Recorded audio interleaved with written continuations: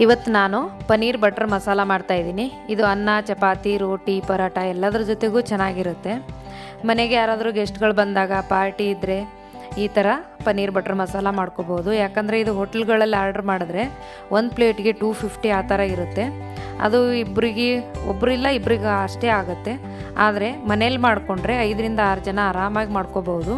ಮಾಡೋ ವಿಧಾನ ಕೂಡ ತುಂಬಾ ಈಸಿ ಇದೆ. ಇಂಥ ಒಳ್ಳೆ ಟೇಸ್ಟಿಯಾದ ಪನ್ನೀರ್ ಬಟರ್ ಮಸಾಲ ಹೇಗೆ ಮಾಡೋದೆಂದು ಮಾಡಿ ತೋರಿಸ್ತೇನೆ. ಅದಕ್ಕೂ ಮೊದಲು ಪಾಕಶಾಸ್ತ್ರ ಚಾನಲ್ಗೆ ಸ್ವಾಗತ. ನಾನು ಸುರೇಖಾ ತಳ್ವಾರ್.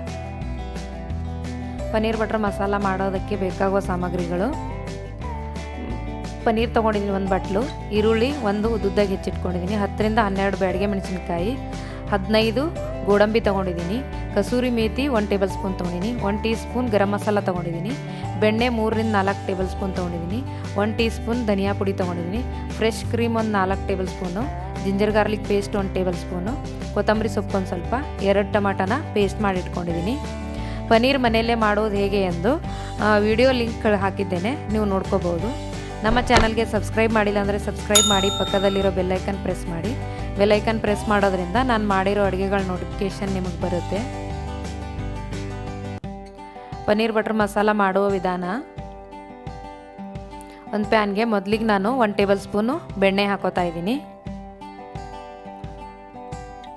ಬೆಣ್ಣೆ ಸ್ವಲ್ಪ ಕರ್ಗದ ಮೇಲೆ ನಾನು ಈಗ ಈರುಳ್ಳಿ ಹುರ್ಕೋತೀನಿ. ಮೊದಲಿಗೆ ಇದು ಪೇಸ್ಟ್ ಮಾಡ್ಕೊಳ್ಳೋಕ್ಕೆ ಈರುಳ್ಳಿ ಉದ್ದುದ್ದಾಗಿ ಹೆಚ್ಕೊಂಡಿದ್ದೀನಿ.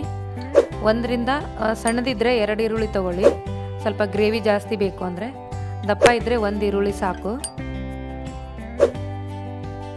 ಇದು ಸ್ವಲ್ಪ ಚೆನ್ನಾಗಿ ನೀರಿನಂಶ ಹೋಗೋವರೆಗೂ ಫ್ರೈ ಮಾಡ್ಕೋಬೇಕು.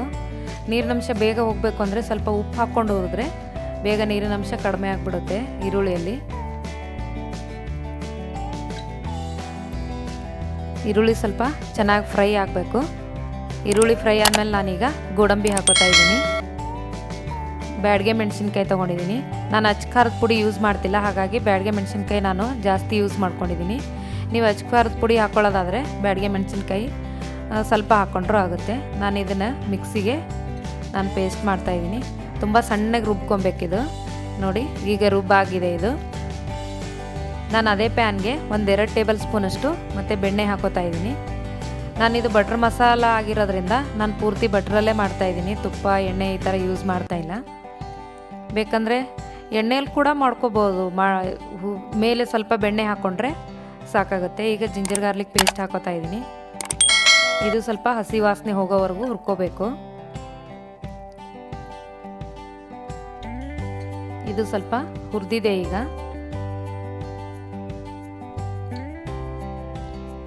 ಇದಕ್ಕೆ ನಾನು ಈಗ ರುಬ್ಬಿರೋ ಮಸಾಲೆ ಹಾಕ್ತಿದ್ದೀನಿ.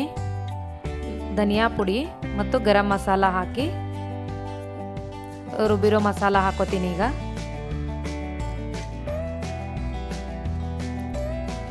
ತುಂಬ ಸಣ್ಣಗಾಗಿ ರುಬ್ಕೋಬೇಕು, ಗ್ರೇವಿ ಚೆನ್ನಾಗಿ ಬರುತ್ತೆ. ತರಿತರಿಯಾಗಿದ್ದರೆ ಇದಕ್ಕೆ ಅಷ್ಟು ಚೆನ್ನಾಗಿರಲ್ಲ. ಟೊಮ್ಯಾಟೊ ಪ್ಯೂರಿ ಕೂಡ ಹಾಕ್ತಾಯಿದ್ದೀನಿ. ನಾನೆಲ್ಲ ಒಟ್ಟಿಗೆ ಮಸಾಲೆ ಕುದಿಸ್ಕೊತಾ ಇದ್ದೀನಿ. ಇದು ಸ್ವಲ್ಪ ಸಣ್ಣ ಉರಿಯಲ್ಲಿ ಒಂದು 10ರಿಂದ 15 ನಿಮಿಷ ನಾವು ಈ ಥರ ಸೈಡಲ್ಲೆಲ್ಲ ಎಣ್ಣೆ ಬಿಟ್ಕೊಳ್ಳೋವರೆಗೂ ಮಸಾಲೆನ ಹುರ್ಕೋಬೇಕು. ಆವಾಗಲೇ ಟೇಸ್ಟ್ ಚೆನ್ನಾಗಿರೋದು. ನಾವು ಬೇಗ ಬೇಯಿಸ್ಕೊಂಡ್ಬಿಟ್ರೆ ಅದೊಂಥರ ಹಸಿ ಹಸಿ ಸ್ಮೆಲ್ ಇರುತ್ತೆ, ಚೆನ್ನಾಗಿರಲ್ಲ ಗ್ರೇವಿ. ನೋಡಿ ಸ್ವಲ್ಪ ಎಣ್ಣೆ ಬಿಟ್ಕೊಂಡಂಗೆ ಆಗೋವರೆಗೂ ನಾನು ಹುರಿತೀನಿ. ಈಗ ಸ್ವಲ್ಪ ಉಳಿದಿರೋ ಮಸಾಲೆಗೆ ನೀರು ಹಾಕ್ಕೊಂಡು ಜೋರು ಉರಿಯಲ್ಲಿ ನಾನೊಂದು 10 ನಿಮಿಷ ಬೇಯಿಸಿದ್ದೀನಿ. ಈಗ 10 ನಿಮಿಷ ಆಗಿದೆ. ನೋಡಿ ಸ್ವಲ್ಪ ಗಟ್ಟಿ ಆಗಿದೆ. ಈಗ ಇದು ಸ್ವಲ್ಪ ಚೆನ್ನಾಗಿ ಫ್ರೈ ಆಗಬೇಕು ಮಸಾಲೆ, ಆವಾಗ ಟೇಸ್ಟ್ ಚೆನ್ನಾಗಿ ಬರುತ್ತೆ. ಈಗ ನಾನು ಈರುಳ್ಳಿಗೆ ಸ್ವಲ್ಪ ಉಪ್ಪು ಹಾಕಿದ್ದೀನಿ, ಹಾಗಾಗಿ ಇದಕ್ಕೆ ಸ್ವಲ್ಪ ಉಪ್ಪು ಹಾಕೋತಾ ಇದ್ದೀನಿ. ನೀವು ಟೇಸ್ಟಿಗೆ ತಕ್ಕಂಗೆ ಉಪ್ಪನ್ನ ಯೂಸ್ ಮಾಡ್ಕೊಳ್ಳಿ. ಮೇಲೆಲ್ಲ ಸ್ವಲ್ಪ ಎಣ್ಣೆ ಬಿಟ್ಕೊಂಡಂಗಾಗಿದೆ. ಈಗ ನಾನು ಫ್ರೆಶ್ ಕ್ರೀಮ್ನ ಹಾಕ್ತಾಯಿದ್ದೀನಿ. ಫ್ರೆಶ್ ಕ್ರೀಮ್ ಕೂಡ ಮನೆಯಲ್ಲೇ ಮಾಡ್ಕೊಂಡಿದ್ದೀನಿ. ನಾನು ಹಾಲಿನ ಕೆನೆನ 2 ದಿನ ಎತ್ತಿಟ್ಬಿಟ್ಟು ನಾನು ಮಿಕ್ಸಿಗೆ ಹಾಕ್ಕೊಂಡು ಫ್ರೆಶ್ ಕ್ರೀಮ್ ರೆಡಿ ಮಾಡ್ಕೊಂಡಿದ್ದೀನಿ. ಪನ್ನೀರ್ ಕೂಡ ಮನೆಯಲ್ಲೇ ಮಾಡಿದ್ದೀನಿ, ಲಿಂಕ್ ಹಾಕಿದ್ದೀನಿ, ನೀವು ನೋಡ್ಬೋದು. ಈಗ ಪನ್ನೀರ್ ಹಾಕೋತಾ ಇದ್ದೀನಿ. ಪನ್ನೀರ್ ಹಾಕಿದ್ಮೇಲೆ ನಾವು ಉರಿನ ಕಡಿಮೆ ಮಾಡಿಕೊಂಡು ಒಂದು 5 ನಿಮಿಷ ಹುರ್ಕೋಬೇಕಷ್ಟೇ. ಜಾಸ್ತಿ ಹೊತ್ತು ನಾವು ಕುದಿಸ್ಬಾರ್ದು, ಯಾಕಂದರೆ ಪನ್ನೀರ್ ಒಡೆದೋಗ್ಬಿಡುತ್ತೆ. ಹಾಗಾಗಿ ನಾವು ಜಾಸ್ತಿ ನಿಮ್ಗೆ ಎಷ್ಟು ಬೇಕೋ ನೀರು ಅಷ್ಟು ಮಾತ್ರ ಹಾಕ್ಕೊಂಡು ನೀವು ಎಷ್ಟು ಜನಕ್ಕೆ ಬೇಕೋ ಆ ಥರ ಗ್ರೇವಿ ಮಾಡ್ಕೋಬೋದು. ನಾನೀಗ ಒಂದು 5 ನಿಮಿಷ ಬೇಯಿಸ್ತಾ ಇದ್ದೀನಿ ಇದಕ್ಕೆ ಮುಚ್ಚಳ ಮುಚ್ಕೊಂಡು. ಈಗ 5 ನಿಮಿಷ ಆಗಿದೆ. ಈಗ ರೆಡಿ ಆಗಿದೆ ಪನ್ನೀರ್ ಬಟರ್ ಮಸಾಲ. ನಾನು ಕಸೂರಿ ಮೇಥಿ ಹಾಕ್ತಾಯಿದ್ದೀನಿ. ಕಸೂರಿ ಮೇಥಿ ಸ್ವಲ್ಪ ಕೈಯಲ್ಲಿ ಉಜ್ಕೊಂಡು ಹಾಕಿದ್ರೆ ಕಡ್ಡಿ ಎಲ್ಲ ಕೈಯಲ್ಲಿ ಉಳ್ಕೊಂಡ್ಬಿಡುತ್ತೆ, ಅದ್ರ ಎಲೆ ಮಾತ್ರ ಬೀಳುತ್ತೆ. ಅದು ಕಡ್ಡಿ ಇದ್ದರೆ ಚೆನ್ನಾಗಿರಲ್ಲ. ಹಾಗಾಗಿ ಈಗ ಕೊತ್ತಂಬರಿ ಸೊಪ್ಪು ಹಾಕ್ತಾಯಿದ್ದೀನಿ. ಈಗ ರೆಡಿಯಾಗಿದೆ. ಒಳ್ಳೆ ಟೇಸ್ಟಿಯಾದ ಚೆನ್ನಾಗಿರೋ ಪನ್ನೀರ್ ಬಟರ್ ಮಸಾಲ ನೀವು ಕೂಡ ನಿಮ್ಮ ಮನೇಲಿ ಟ್ರೈ ಮಾಡಿ ನೋಡಿ. ಮಕ್ಕಳಿಂದ ದೊಡ್ಡವ್ರವರೆಗೂ ಎಲ್ಲರೂ ಇಷ್ಟಪಡ್ತಾರೆ. ತುಂಬ ಟೇಸ್ಟ್ ಕೂಡ ತುಂಬ ಚೆನ್ನಾಗಿದೆ. ನೀವು ನಿಮ್ಮ ಮನೆಯಲ್ಲಿ ಟ್ರೈ ಮಾಡಿ ನೋಡಿ. ನಮ್ಮ ಚಾನಲ್ಗೆ ಲೈಕ್ ಮಾಡಿ, ಶೇರ್ ಮಾಡಿ, ಸಬ್ಸ್ಕ್ರೈಬ್ ಮಾಡಿ, ಪಕ್ಕದಲ್ಲಿರೋ ಬೆಲ್ ಐಕನ್ ಪ್ರೆಸ್ ಮಾಡಿ. ಧನ್ಯವಾದಗಳು.